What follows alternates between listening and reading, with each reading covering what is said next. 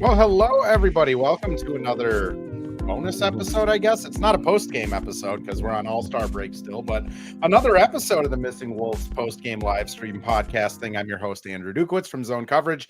And today we got a mentor, a friend, someone who is on his third podcast of the day, believe it or not. Chris Hine from the Star Tribune, author of the book Ants. How's it going, man?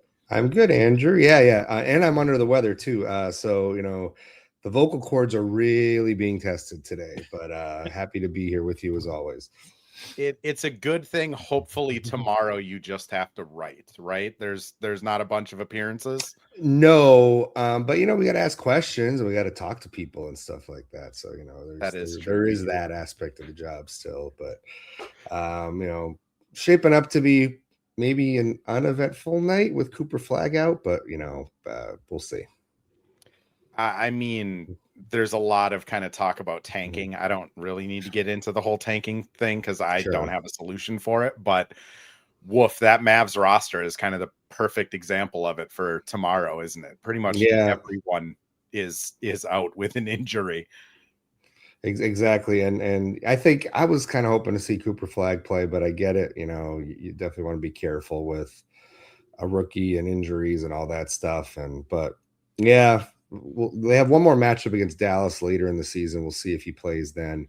But I would love, he missed the last game too, but I would just love to see him play against the Wolves and see how this version of Cooper Flag, which is different from the one they saw way back at the start of the season, how he would match up against the Wolves. I think it'd be fun to watch. I'm there with you. Like I was less like fascinated of the matchup, but I did want to see Cooper Flag and just see how he's able to especially with like Jason Kidd, I feel like tries to do this with every player that he coaches, but like kind of making him the lead ball handler in a lot of situations. Like, I think that would have just been fun, if anything, just to see, Julius or Jaden have to deal with Flag going downhill. But here we are. Mm-hmm. Tanking's a thing. And like you said, it does sound like he was still in the boot until recently. It probably is more injury related, but I hear Chris Middleton isn't playing either. Well, who knows what I haven't really followed what's going on with him exactly, but we'll see. So this, coming out of the All-Star break, the Wolves should have an easy win, seemingly, but with this team, we never know. These are the ones, right? These are the ones. That's right. Well, I did kind of want to start off just because you and I both do practice scrums, and Kevin Durant, a reporter, asked him in a practice scrum about his burner. That went over about as well as you'd think it would. But, I do think burners are like a fascinating kind of subject, especially like in the sports world. And I'm kind of wondering, like, you've been on the beat longer than I have. Who would be the best burner Wolves media guy? Like somebody who has a burner Twitter to respond to us and stuff like that, right? If it came out that John had a burner, would that be the funniest? Right. Or would it be like a? I mean, listen, Jace fires off. Jace doesn't hide a lot of his opinions and takes on his Twitter, so.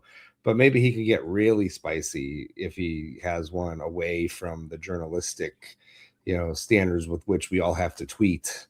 Maybe he could, really throw out some hot takes on the burner Twitter. So I'm going to go with Jace. I think mine has changed over the season. I would have gone with Jace with you at the beginning of the season, but then John had that little kind of spat with some Twitter user where he said the trade fairy isn't going to be there for you tomorrow morning. And I was like, oh, John might secretly have a little bit of a streak to him that would come out in a burner. So I think mine would be John. Let's talk about Wolves. Who on the Wolves would you be most shocked if they came out with a burner? Most shocked, I guess I would probably say Jaden. Yeah. I would be shocked if Jaden was just on a burner Twitter account, like just firing off a lot of different opinions. Like that would be pretty stunning to me. just based on how we've It gotten to has know to him over be the last Jaden, 6 right? years. Yeah, I think so. It's hard to say who. A lot of guys say they're not on social media. The guys are on social media. They are. They see it. They go through their phones after every game. They're on Twitter. They're on Instagram. They're on TikTok. They're on whatever. You just don't know exactly maybe what their accounts are. It's not always from their official accounts. But it's not to say that they're posting, but they are on. Most of them are on social media in some capacity. It's just they know better than to fire up burner accounts and start tweeting stuff that might get traced back to them. So I think they most of them know well enough to not do that sort of stuff. Completely agree. That being said, if Rudy came out with a burner, I think that would be the least shocking. If Rudy's just like Stifle Tower 69 and just clapping back on all of the Rudy disses, I wouldn't be surprised about that one at all. Yeah, but again, though, I think at this point in their lives and career, especially him, I think he knows a little better than to do some of that stuff. And if there was such an account with the amount of vitriol that he faces on social media, year over year, it would have happened by now. I feel like it would have happened. Yeah. I mean, people would have figured that out immediately. Like as soon as Yeah. they figure out that just one account is defending Rudy a lot, I think they would have thrown that grenade out immediately. Correct. Transitioning over to the Wolves, kind of what we're doing this podcast of just like a second half primer. We kind of have to talk about the whole Anthony Edwards Atlanta thing. I know you had told me, thankfully Dane didn't bring it up with you, so you're not like on your third round of talking about this today. But I mean, Ant, after the All-Star game, gets caught on a hot mic. I have the quote here. He just tells Jalen Johnson, "I can't wait to come home. Y'all got so many wings." And I think Twitter has taken that and kind of run with it, where Hawks Twitterverse is tweeting a lot of like, it's only a matter of time before Ant is back in Atlanta. Wolves Twitter, I think there's the clear, older generation that is used to David Ortiz getting let go, and then Kevin Garnett moving on, and then Kevin Love moving on, and all of those kind of spurned fans that are like, yep, just a matter of time. Like, I guess we'll just kind of adapt to that heartbreak now. And then there's a lot of Wolves fans that are like vehement, like, no, this dude's never leaving. I mean, just as broadly as I can ask, like, what's your opinion on it? What were your kind of thoughts on it when you kind of saw this stuff start to come out? I just go back to what I learned and was told throughout the book reporting process about Ant and his relationship with being in Atlanta, which is that Atlanta is a place where people want to try to dig their claws into him, whether it's through asking for money, whether it's, asking for this or that.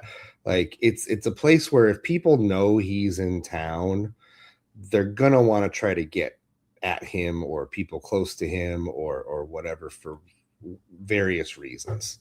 Mm-hmm. So over the years, Atlanta has not really been a place that Ant hangs out a ton as his career has gone on. He tends to spend his off-season time. He's played a lot internationally over the last couple of years as well, but he tends to spend a lot of his off-season time either in Minnesota or in Miami. So Atlanta, I remember going there and I interviewed somebody. Him, I said I was hanging out here in Atlanta, and that's when I was first clued in. And he was like, nah. He's like, Ant doesn't really come around to Atlanta too much anymore. It's like, it's not, really not the best. It's not where he really just wants to spend a ton of time or does. So that's what I was told by a lot of different people about that. Not to say he doesn't love Atlanta, and obviously he's got family there. He's got friends there, and he looks forward to it when it pops up on the schedule and all those things. But I think to spend an extended amount of time there at this point in his career, I don't know that that's necessarily what he would be looking for. That's not to say, listen, things can't change over time. As his career advances, whatever, who the hell knows, 5 to 10 years where anybody or anything is. But I'm just going off of what I was told in the reporting of the book. And so I tend to throw a little water on the fact that Anthony Edwards is going to be suddenly maneuvering himself to go to Atlanta to play for the Hawks anytime soon.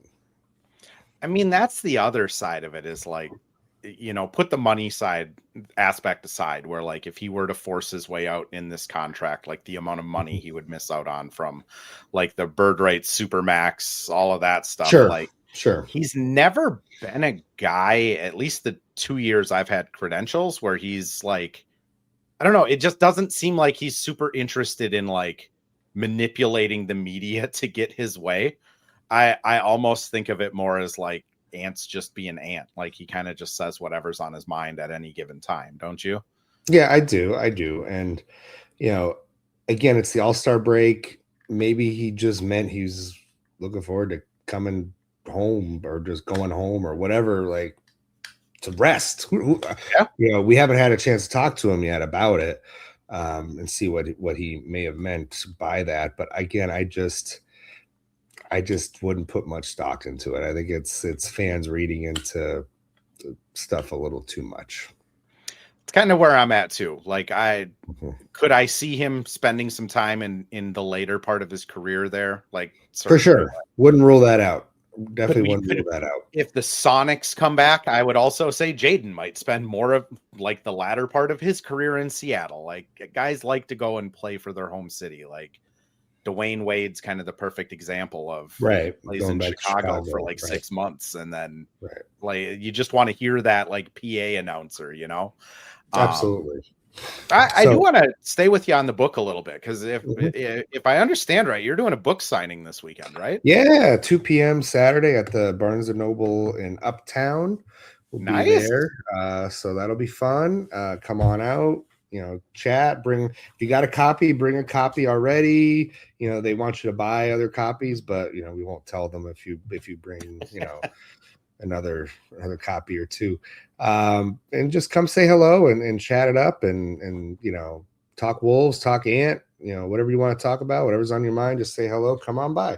Just be there starting at 2:00 on Saturday, and be there probably for a couple hours, 4:00, 4:30, kind of open-ended as to when I might take off, but that's generally what the event was the last time I was there. So about 2 hours or so, 2 to 4.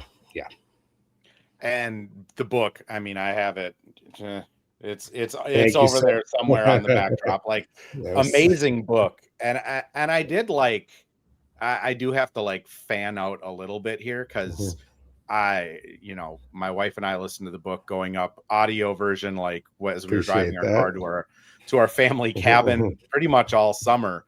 And like one thing that always like strikes me with Ant is he has had to deal with kind of so much tragedy in his life, and he doesn't really talk about it. So how you were able to, through, I think it's Miss Good, the lady that he was with in high school, and college coaches, and kind of all of the ancillary pieces of his life, to be able to like kind of bring that pain without him ever really giving detailed quotes on it. Like, how difficult was that? It was hard, and I don't, blame him for wanting to talk about it at all, obviously. And I pieced some quotes that he had that I have asked him about before, and that were in the Netflix doc and stuff like that. So I used some of that.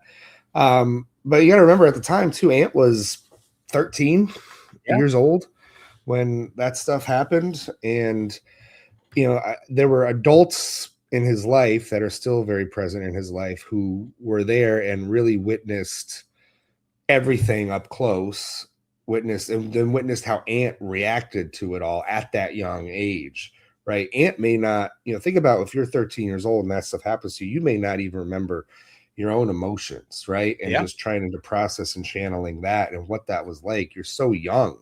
So I think asking people around him what Ant was like during that time, 13 and 14, 15, and the years after, I think it was just as helpful because they had a firsthand perspective of how a young Anthony Edwards moved on and tried to channel the grief. And, the main way they said was that was when the work ethic really kicked in for him, and getting into the gym. So I think seeing their perspective of things was really valuable for reporting that aspect of his life. Again, I mean, you did such a good job. I mean, that's probably, like, as someone that covers the team and doesn't really, like, obviously, like, none of us really know Ant. Like, he has a life outside of basketball and we just get snippets of the basketball portion.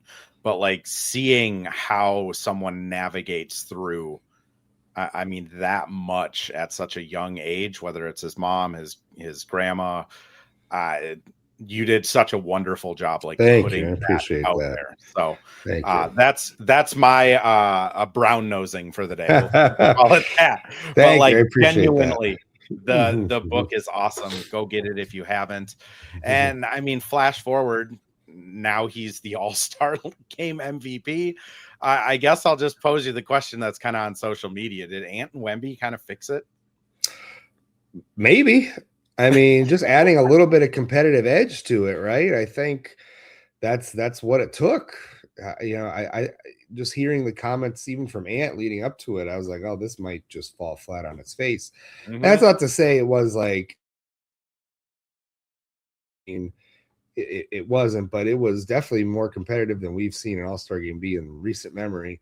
And yeah, maybe it was just Wemby. Maybe team, Ant's team was just like, oh, we're not going to let this try hard, just go out here and start blocking shots left and right. It's like, no, we're gonna kick his butt.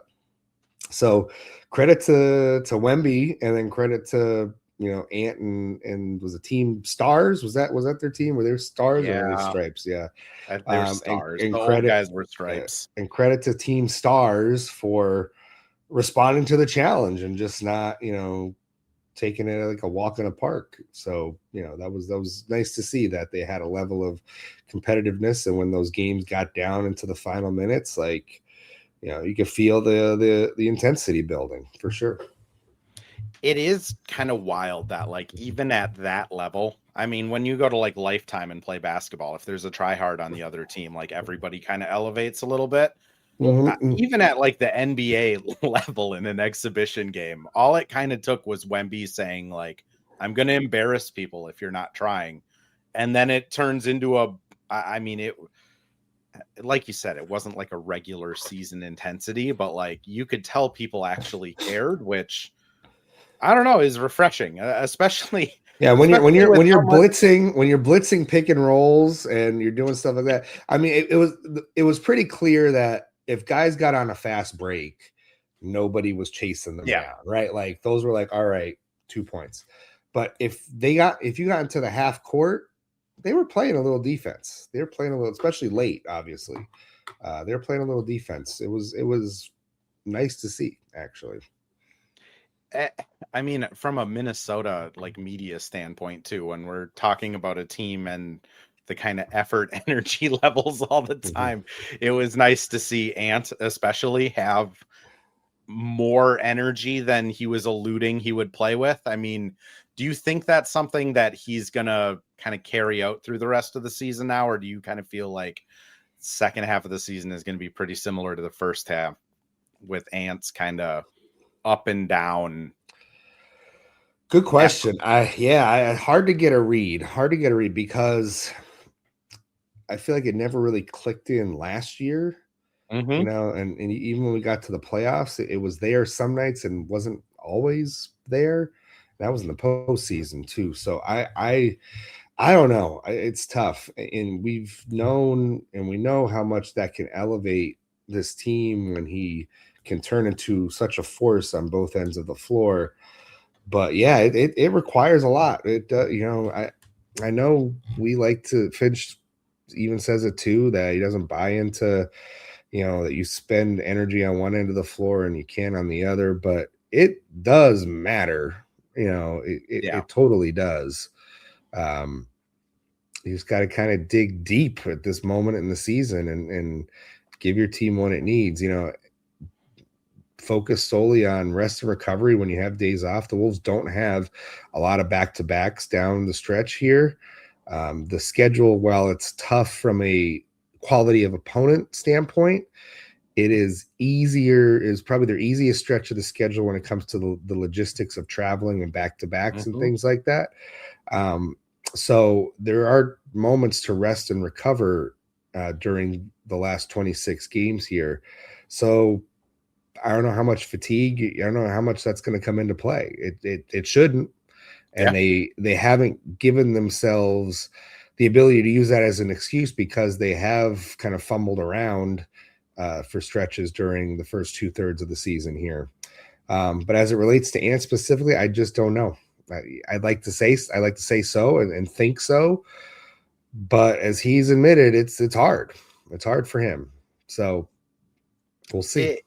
It's one of those things where it's, I remember you last year before I had locker room access. I remember you guys kind of always talking about like, oh, Ant just kind of always falls on the sword, says the right things. He kind of gets it, but he doesn't really get it at the same time.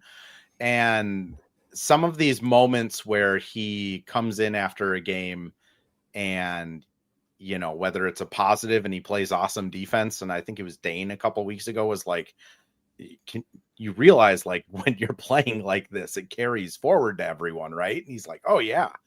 Or kind of the opposite side where after some of these losses, he's like, yeah, I just need to hit more shots.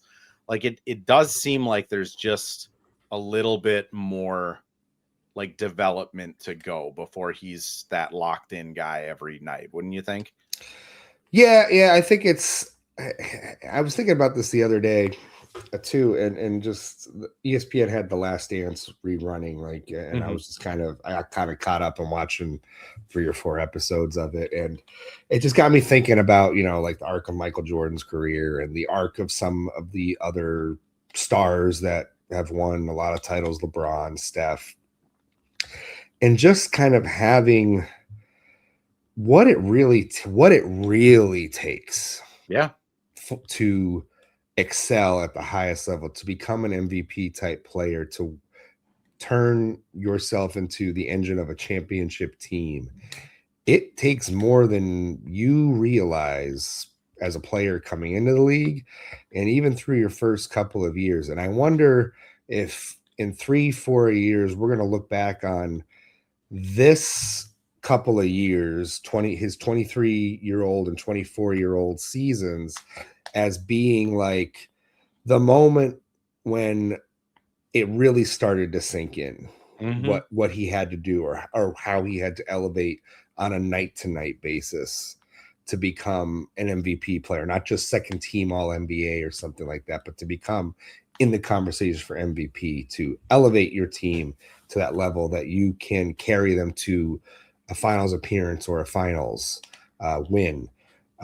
So I wonder if that is what Ant is. He learns from many repetitions, right? He can't just That's fail a good way at something. to put it.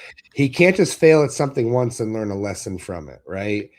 You got to keep banging your head against the wall for a long time before the lesson finally gets through. So I wonder if that's where he's at, because let's take his experience with double teams for instance, right? It took him years to, a good 2+ seasons of seeing and dealing with double teams before, I think, late last season and then into this one, finally getting to a place where he's really comfortable dealing with double teams and no longer is frustrated by them, knows how to attack them, knows what to do, what reads to make. And he knows that if he has to get off of the ball early in a possession, it doesn't mean that he's not going to get the ball back later in the possession. So that took a long time for him to learn. It took a long time, Clutch shooting, another, clutch situations. Again, 2+ years of making mistakes, of playing hero ball, of doing all these things that you look and say, Ant, stop playing hero ball, but he keeps playing hero ball for another half a season, right? It just takes a long time for it to soak through, right? And so he has made those adjustments in clutch situations. He has made those adjustments in reading double teams. So now, is this the next step? Is the consistent effort turning into a two-way monster? Is this that next thing that is finally going to have to take some time to get through, but may eventually get through? And I think if you're a Wolves fan, that's the glass half full view of this, is like, well, this season might be the season he has to go through to finally realize how much of an impact his energy and effort has on the defensive end of the floor for the team as a whole. But he may have to get through the whole season before he really realizes that. I mean, it might be them being a 6 seed again and getting knocked out in the first round by Denver too. Right. I mean, I do, and we'll transition more into like Wolves as a whole, but like it does seem like they are kind of just ready for the playoffs to start, and it kind of felt that way like in November, that they were just ready for the playoffs to start. And like, you're right. It might just be one of those things where it's like you just got to get kicked out of the first round before you're kind of lock in of like, oh yeah, it sucks having to play Denver in the first round. But Chris, I'm going to throw us over to a quick ad read. When we come back, I do want to ask you a couple more fun questions just about the team before you get out of here. Yep. Well, hello. Thank you, Livestream Andrew. This is Ad Read Andrew. And today we have Firehawk Construction and Remodeling, the presenting sponsor for the Missing Links podcast. Firehawk Construction and Remodeling strives to inspire people to follow their ideas, working with respect and understanding to create a quality, tailored result.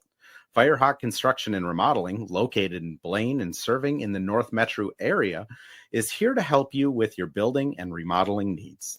I can say personally, thanks to Firehawk Construction and Remodeling, I have a beautiful deck in my backyard, and countless projects that I started, they finished. Get started on your new deck or remodel today by calling Isaac at 763-710-5686. And we're back with another ad read, this time for Pence Homes, the presenting sponsor of Hitting the Hardwood Network.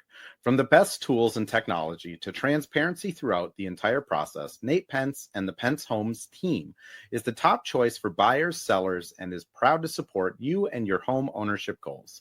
Get started today by calling 612-308-1122 or by emailing info@pencehomes.com. Shout out to Pence Homes. Also, a little bit of housekeeping. They are still collecting donations, whether that's money, food, boxed goods, non-perishables, things like that, to deliver to people in the Twin Cities, Minneapolis area, as there still is some stuff going on in the city. So if you do want to reach out or help that cause, even if it's just delivering groceries, info@Pence Homes is a great way to start. You can also reach out to them on Instagram, X, or Blue Sky. They do respond to DMs. So shout out to Nate for doing the work that matters. Chris, work that also matters is me asking you, who in the first half of the season, and I realize like half of the season's kind of weird when we're like 2/3 through, but like pre-All-Star break, who surprised you the most on the Wolves? And I kind of gave you the question of like, not who was the best, not who was the worst, but like, who is like the guy that just kind of shocked you the most of what their season looked like? I think Jaden. I would go with Jaden. I think kind of finding the room to take this leap offensively that he has this year, the 3-point shooting being excellent, and really just more consistently finding the room to get his usage within, playing with Ant and Julius, to me was the surprising development of the first 2/3 of the season, or one of the surprising developments. So I would say him, and just kind of seeing the Jaden McDaniels that I think they knew and we all kind of knew was in there this season than other seasons. Also been just like A+ in scrums and interviews this year. Like, he's charismatic. It's Jaden's best season all around. Yeah, I know. I think one, I agree with you on Jaden. I kind of picked two because I wanted to cheat in case you took one of mine, which you did. Sure. Like on a positive side, Jaden is the most kind of surprising because 45% from three is wild for that guy. Yeah. The other one is just Mike. I didn't have like necessarily expectations that he was going to be able to come in and be a starting point guard, like big time contributor.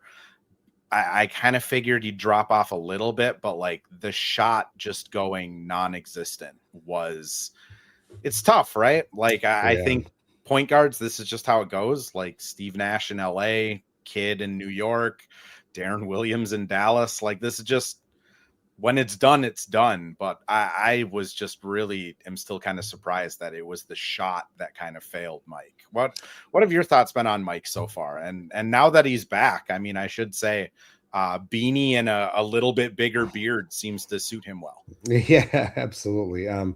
Yeah, you're right. I thought coming into this year that we'd see maybe one last really good Mike, year.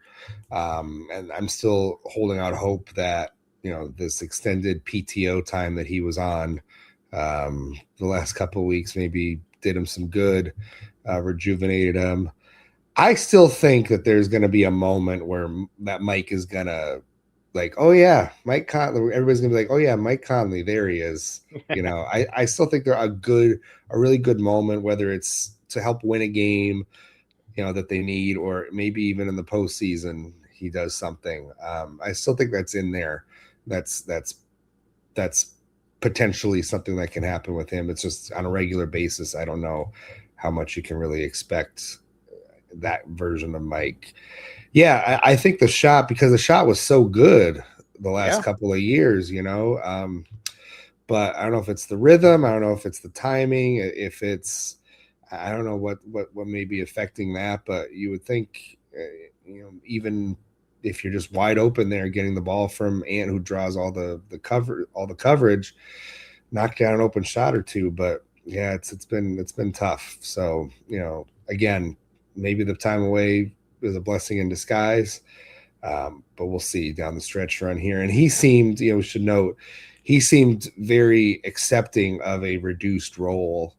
I think the social media crowd, Wolves Twitter, everybody is like, well, he better not take Bones' minutes, or he better not take Io's minutes. I would not necessarily worry too much, especially about Io's minutes. I think Io's got to play 25 to 30 moving forward.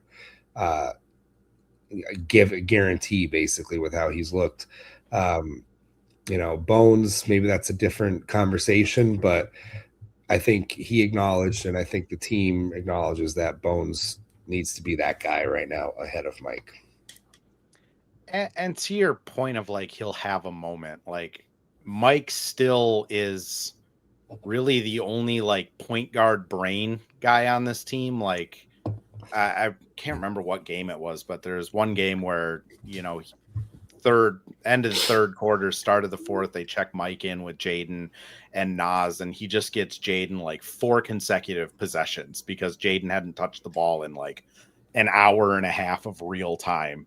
And like no one else really gets that side of like the flow of the offense of like, hey, Jaden and Rudy haven't like touched the ball on offense. Like we got to just give it to them. Like, I think there'll be some moments where Finch is just like, it's getting way too sticky. Get in there, Mike. Just move the ball for 3 minutes, and that's exactly it. Yeah, I think that could be the role. We'll see defensively. I think it's going to be matchup based too. Like, does the other team have small guards that he can tangle with? Right. It all depends on, I think, matchups too. But his role may be on a given night where. I don't think if they're playing Oklahoma City, for instance, Is that a night where Mike is playing a lot? I tend not to think so, but we'll see. Yeah, I'm there with you. Couple minutes before we go here, Johnny Juzang gets let go yesterday, I believe, yesterday evening. Maybe it was this morning. All of my time is bleeding together, but Sure. now there is a open roster spot and an open two-way. Any kind of expectations you have for like if they will even fill the open spots, if they snipe another two-way guy after the buyout market? Just kind of where's your thoughts on where this roster ends up? Yeah. I think we'll see how the buyout market plays out related to that 15th roster spot. There's not much harm in adding another two-way guy. It's kind of free money, I would think. So we'll see who they may have in mind for that slot. But I think with the 15th roster spot, we'll see how the buyout market plays out. I don't have any inclination right now as to who that may be, or if anybody's interested, not interested, what have you. I think we just have to see how the next couple of weeks play out here. Yeah, it's been a weird all-star break. I feel like normally there's at least some movement on who's getting bought out or like what could be happening, but it's really been kind of nothing. Like, even the teams that are, projected to not finish very strong, that have the Kevin Loves or the Kyle Andersons of the world, like it just kind of seems like nothing's moving. Yeah, exactly. Nothing has really moved. You're right. Just to close here, I hate asking this question because like it's so hard to tell with this team of where, as my second computer just decides to sound like an aircraft carrier in the background here. It's so hard to tell with this team just like where they're going to be on any given night. But if you had to guess, like where do you kind of think the Wolves are going to finish up the regular season? Do you think it's likely they stay in that 6 seed range? Do they climb up to a home court advantage? Just again, we've watched a lot of this team, so I know how unfair the question is. But what's your kind of vibe? I think they end up in the 4-5 range. I don't think they get all the way up to 3. I could be wrong, but I think they can pass one or both of Houston and LA the rest of the season here and get into that mix. And so what that means is, obviously Oklahoma City's the 1 seed, but they're only 3 up on San Antonio right now. So it'll be interesting to see if the Spurs can actually make a run at the 1 seed, as Oklahoma City is still dealing with some injuries coming out of the All-Star break here. So, I think the conventional wisdom was get to the 3 seed, avoid OKC in round 2, get the Spurs potentially in round 2 if you win round 1. But maybe that flips if the Spurs can catch the Thunder here, and you might want to catch the Spurs as the 1 seed as the 4-5 matchup. I don't know. There's a lot of basketball to go. But I think the Wolves have it in them to be the 3 seed, obviously, but it's a matter of putting it all together. But I think that they can pass one or both of LA and Houston. So if you had to make me pick a number, I'd say 5. Sure. 5 would be the seed I would pick for them to finish at. I think that's fair. I'm with you. I don't think they get to 1, 2, or 3. Like I think there's a world where Denver and Oklahoma City kind of prioritize health, like going into the playoffs, where Denver's like Aaron Gordon's been banged up. Murray, we know we need him. Like, let's just make sure we're full strength, and maybe they, the gap between 2 and 3 extends a little. I don't see the Wolves making up that much ground though. Like they'd have to. They'd have to go like 20-6 to try and make up that much ground, even if they are trying to rest guys. So I'm in the same boat as you. Like they probably pass one of Houston and LA. If something weird happens, they pass both. But 4 or 5 is, that's it's a tough Western Conference this year, right? Like, It is. that's what we've been saying all year. And here's the thing, you know, as the stretch run goes, you're going to see teams that are out of it or don't really care about their play-in status start to really rest people. Tanking, all that stuff comes into play. And, you know, I think the only movement that you're going to see in the Western Conference on some nights is when these teams play each other, you know, or, you know, it's like if the Rockets play the Lakers but like on nights when they might be playing other teams, outside of the playoff races, you expect to see a lot of wins piling up for a lot of these opponents too. So, and the Wolves don't have a ton of those games on their schedule the rest of the way, which might be a good thing. It might weirdly be a good thing, right? That's exactly the more the point. Prime time they get, correct, the better. The better the opponent. And you know, I think there's going to be some stretches where, the schedule is going to be like, they're looking up and it's okay. We got Detroit tonight. Oh, we got Philly. Okay. Like another good team. Like there's going to be nights like that where, you know, a whole week of games is going to be against teams that are playoff teams. So it's going to be like that more often than not, I think. Just such a weird team because I think even from the fans to the players in the locker room kind of are like, oh yeah, this is a team where we don't have to worry about anything. It's Detroit tonight, which just such a weird team. Chris, thanks for coming on, man. I know we plugged your signing, but please plug it again if you'd like to. Sure. Anything else that you have coming on? The floor is yours, sir. 2 p.m. Saturday at the Uptown Barnes and Noble.